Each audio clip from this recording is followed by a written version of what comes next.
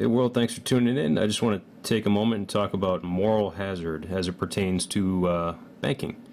By the way, using DuckDuckGo on my phone, I'd recommend you switch over to DuckDuckGo over Google because it doesn't track you. Yeah, granted it's Android, so still might, but in general, it's always good to minimize your Google footprint. I say that, of course, while I'm shooting a YouTube video, but oh well. You know, just minimize it as much as you can, I guess. Alright, so moral hazard as it pertains to banks.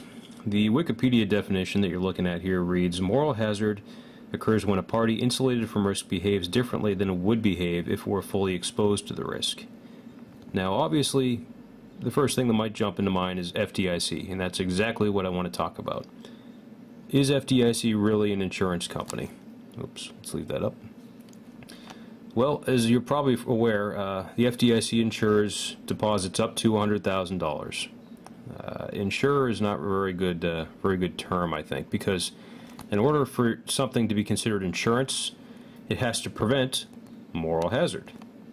Now, the FDIC, I think, does the exact opposite of that, encourages moral hazard because it allows banks to do completely asinine things like hold reserve ratios of 300 to 1.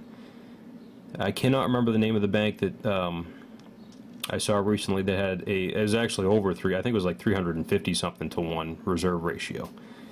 Now, for those of you that don't know what a reserve ratio is, that gets into fractional reserve banking. That means how many dollars a bank can generate out in loans made up out of thin air for every dollar it holds in reserve. So basically, it can generate $300, or actually I think $299 technically, for every $1 that is held in the bank's reserves. Does that sound like moral hazard? I think it does. So does the FDIC really prevent moral hazard? No, it certainly doesn't. If anything, I think it encourages it. It encourages the banks to have bad practices. So, should we get rid of the FDIC? Yeah, I don't see why not. A great example as to why we should get rid of the FDIC is if you look up the Continental Illinois bank run back in 1982, I think. 1982, between 1982 and 1984, I can't remember exactly when. Very well documented bank run where the FDIC violated its own policies because it was a major bank. Continental Illinois is actually the 7th largest bank in the country. They not only did they fully insure all deposits, including those over $100,000, they also fully insured foreign deposits with taxpayer dollars.